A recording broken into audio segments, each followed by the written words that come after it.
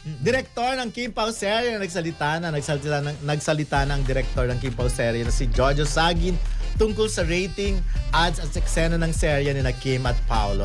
Ikaw, ano sa tingin mo sinabi ni Direk? Sabi ni Direk, I don't care what other people say. Basta for as long Yun talagang as. sinabi niya. Parang ganon. Grabe ka. Hindi to, wholesome to si Direk eh. Babae. Ano ba sabi? Sige na. About sa ads, yan sabi niya, yes, maraming ads sa TV, though slow burn siya sa free TV kasi ito yung mahaba. Dito in-explain ang pinanggalingan ng mga character kaya unti-unti ang pick up ng viewers. Meaning, totoo naman, sa Prime kasi mabilisan, di ba? Talagang dahil every Friday lang siya. So napapanood agad. Nakikita agad yung ewan ko, para may delivery. Ayun, samantalang sa sa free TV nga, slow burn, meaning inuunti-unti yung mga eksena. Siguro, totoo naman yon. Siguro sa isang oras, ang ads dyan, halos kalahati. 20 minutes. O, mga 20 minutes. So, konti na natitira, di ba? Yes. So, mga 15 minutes yun. lang, 15 minutes or 20 minutes din para dun sa mga serye. Pero, yun na nga, unti-unti pumipick up. Depende nung nagde-develop ng storya, di ba? Kasi totoo naman sa simula, parang especially sinasabi naman niya na ito ay napanood na sa streaming app. Tapos, nauna pa ng 1 week, di ba? Una pa ng 1 week lagi sa isa pang nila, yung I Want TFC sabihin na natin. So, ganun talaga ang nangyayari. So, pero sinisigurado niya, yun na nga, na masaya sila at marami silang, sabi lang ni Direk Jojo, marami pang dapat abangan. Kasi nga, meaning ng slow burn talaga, parang tinitilad-tilad yung mga eksene, di ba? Pinuputol-putol. Oo, halimbawa sa isang napanood natin ng isang oras sa Prime, halimbawa, siguro 30 ito, minutes. siguro sa sa Free TV, baka yun. Hindi, dinadagdagan kasi ng mga Dalawang episode na yun. May mga in-insert kasi na bagong eksena, baka good for 1 week na or more yun. Kasi may mga bago nga, pero sinisigurado naman niya na mas marami pang dapat abangan dahil mas marami pa silang nilagay na hindi talaga nilagay sa Free TV, sa sa Prime noon. Pero happy sila eh. Nagugulan ako sa explanation. Ano ba pinupunto ni Direk? Yung tungkol ba sa ratings? Sa ratings kasi. Sa ratings or normal sa... lang daw yun na pag ang serye mo ay ipinalabas na, halimbawa, ng yun nga sa Prime, marami na nakapanood and then pinapalabas pa ng una sa I Want ng 1 week. Normally, sa free TV, nababawasan. syempre naman, kasi napanood mo na dun sa ibang platform. So, hindi naman sila affected sa ganun. Pero, in terms of ads, happy talaga sila. Ganun din naman yung masyado lang kasing naapektuhan yung iba. Diba? Kasi parang feeling nila, totoo naman, ilan ba ang sinasurvey sa rating? Pag nagre-rating, diba? Hindi naman yung buong Pilipinas talaga. Hindi naman yan. Pero maano pa rin yung survey. Ang point ko lang naman, sa panahon kasi ngayon, parang hindi na tinitignan ng ratings. Kasi, ang dami na kasing pinagpapalabasan ng mga platform, ng mga ngayon, ng mga projects, ng mga serye. Kahit nga ang mga pelikula na hinimay-himay, na pinagpuputol-putol, napapanood na rin yan sa social media. I mean, marami ng platform, kaya nababawasan talaga ang viewership ng isang serye sa isang network. Pero yung network naman kasi na yun, hindi yun katulad ng network ng kalaban, for example. Kasi syempre, iba naman yung network na malaki yung reach, di ba?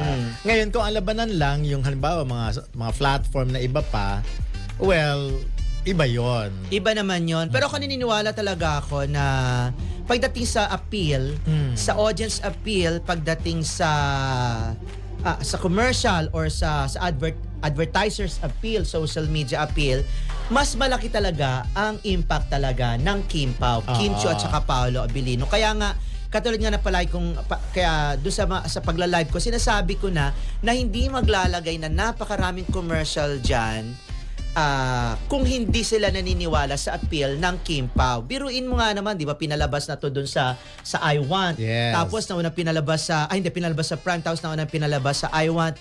And yet, naglagay pa rin sila ng commercial, di ba? Do ang Prime naman kasi wala naman talagang commercial yan, walang commercial interruption.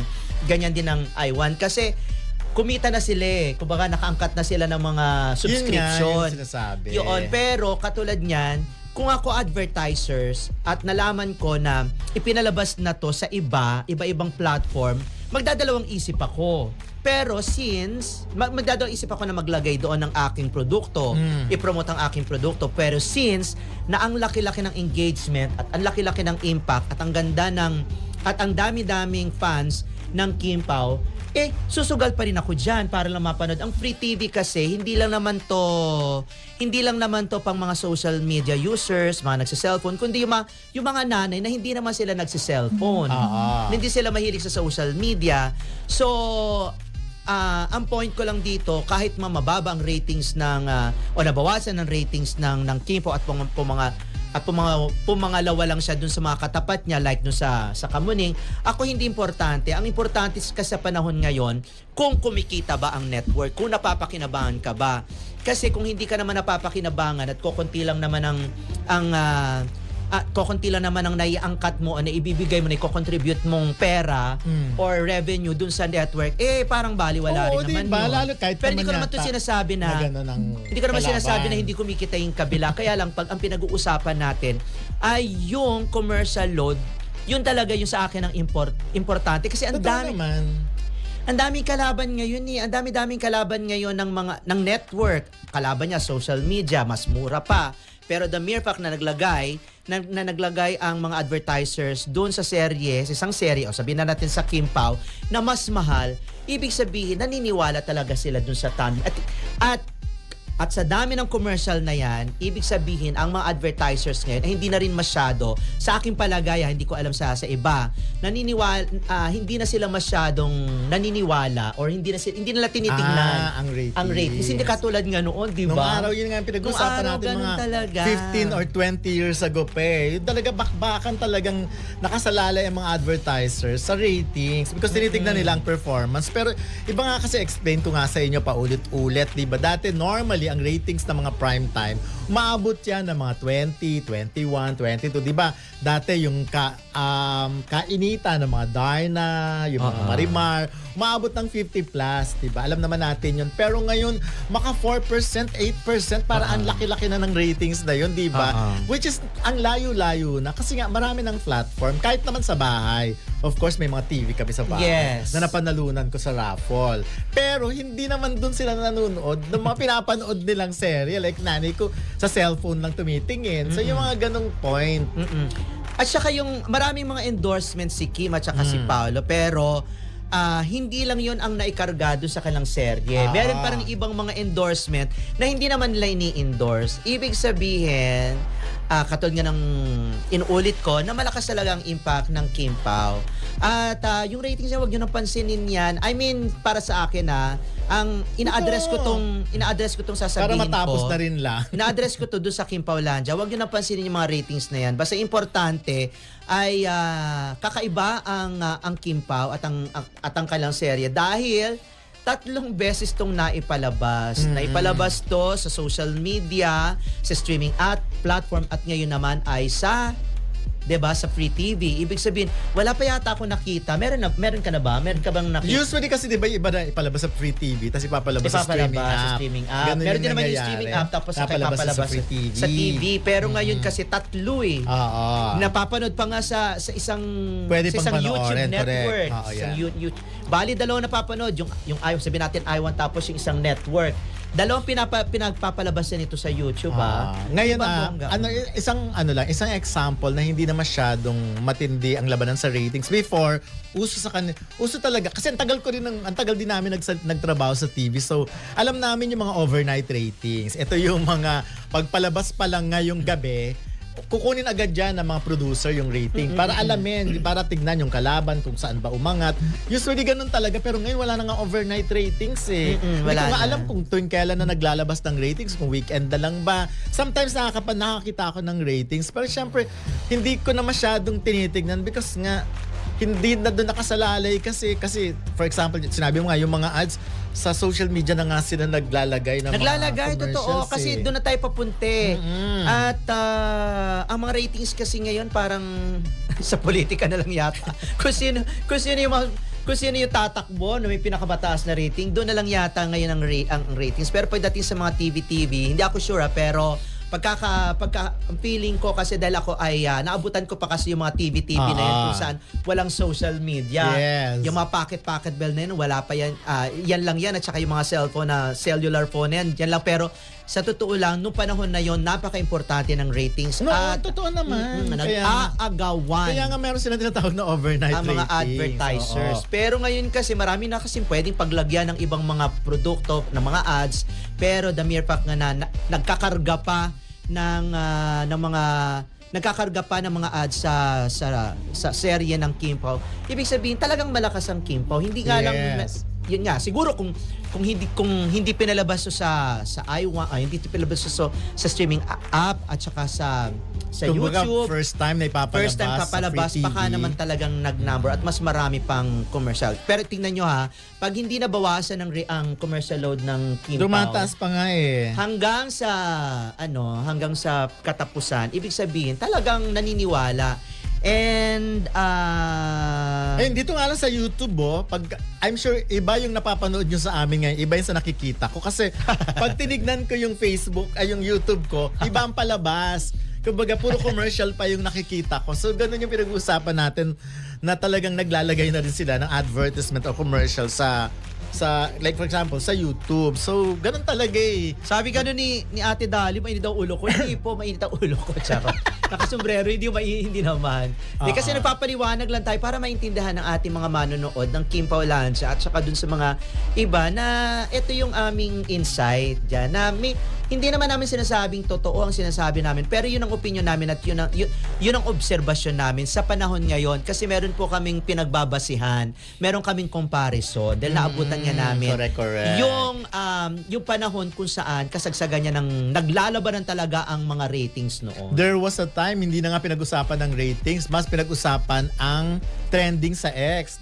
Nung kapanahunan ng Aldab at ng Showtime, ayun ang basihan nila sa X. Kailangan trending number 1, kung ilan ang nag-comments. May time na ganun eh. So nagbabago-bago talaga. Kaya lang syempre may mga naapektuhan pa rin na kesyo ganito, ganyan. Huwag na kayo maapektuhan. Oo nga, wag na. Hayaan nyo na. Basta importante ay marami ang nag-e-enjoy at marami pa rin ang nanonood at maraming karga ang serye ng Kim Pao. Ang mga lumalabas na posts tungkol dito ay kadalasan galing lang sa Facebook pages o unofficial sources, hindi sa legit news outlets, kaya hindi siya maikuturing na verified.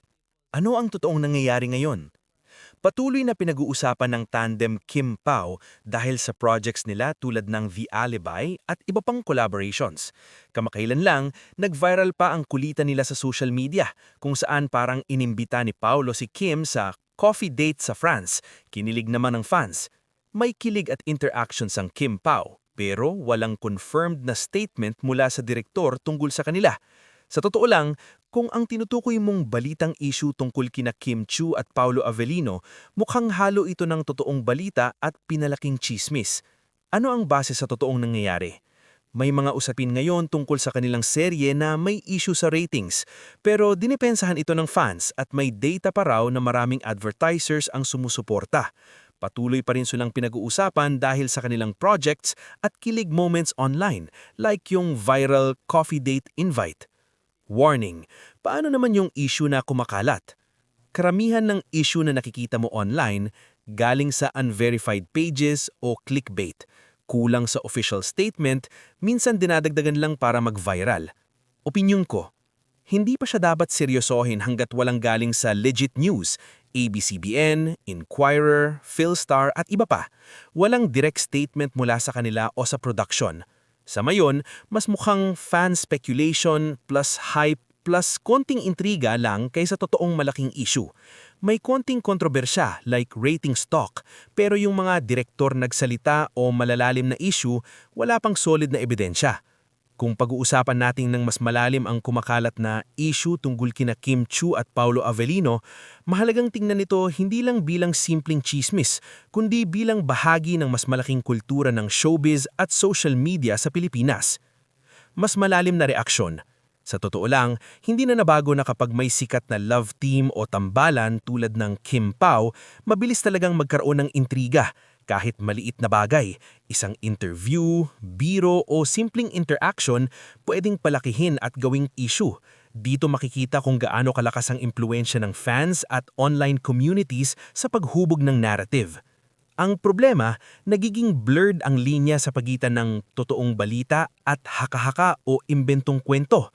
Kapag may lumabas na balita na keso may nagsalitang direktor o may conflict pero walang malinaw na source, nagiging parang chain reaction ito. Isang post lang, tapos ire-repost, lalagyan ng sariling interpretasyon hanggang sa magmukhang totoo kahit wala namang matibay na basihan. Tungkol naman sa usaping ratings o proyekto, normal lang sa industriya na pag-usapan ng ratings, lalo na kung mataas ang expectations. Pero hindi ito automatic na sukatan ng tagumpay. Maraming factors, streaming views, social media engagement, suporta ng advertisers. Kaya minsan, kahit may issue sa ratings, hindi ibig sabihing flop na agad. Sa dynamics nila Kim at Paulo, ang interesting dito ay kahit may mga intriga, tuloy pa rin ang interes ng publiko sa kanila. Ibig sabihin, effective pa rin ang chemistry nila, invested pa rin ang fans at patuloy silang relevant. Sa showbiz, minsan ang issue mismo ang nagpapalakas ng visibility kahit hindi naman sinasadya. Balansing pananaw. Kung magiging objective tayo, wala pang malinaw na ebidensya sa mas malalaking claims like may official statement ang direktor. Pero may totoong usapan like ratings at proyekto. Kaya ang pinakamagandang approach ay maging mapanuri. Huwag agad maniwala sa viral posts at hintayin ng verified sources.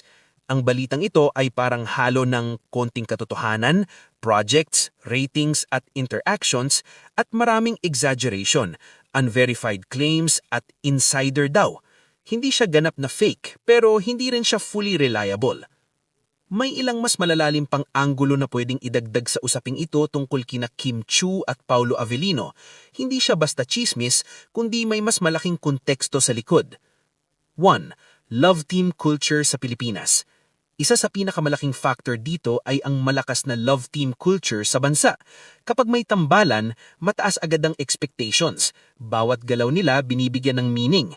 Fans mismo minsan ang gumagawa ng sariling story, kaya kahit walang malinaw na statement, nagkakaroon ng issue dahil sa interpretasyon ng mga tao.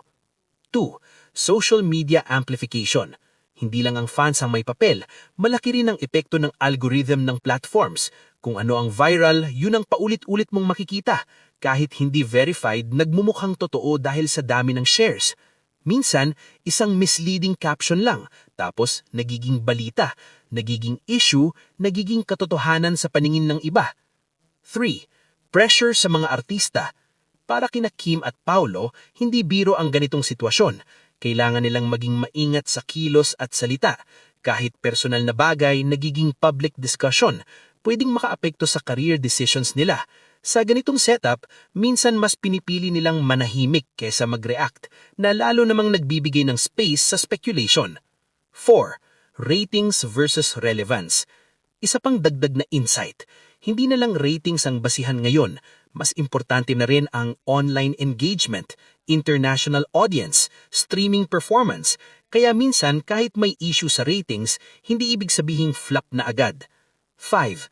Posibilidad ng manufactured hype. Hindi rin maikakaila sa showbiz na minsan may mga issue na kusang lumalaki o sinasakyan dahil nakakatulong sa publicity. Hindi ibig sabihin na sinasadya nila, pero kahit intriga, nagiging marketing tool. Kapag pinagsama-sama mo lahat, fan culture, social media, industriya ng showbiz, makikita mo na ang balitang ito ay hindi lang simpleng chismis, kundi isang halimbawa kung paano nabubuo at lumalaki ang kwento sa modern entertainment world. Ang pinakaimportanteng idagdag, hindi lahat ng trending ay totoo, hindi lahat ng tahimik ay may tinatago, at hindi lahat ng issue ay totoong problema. Sa ngayon, mas makabubuting tignan nito bilang usapin ng perception at hype kesa confirmed na kontrobersya.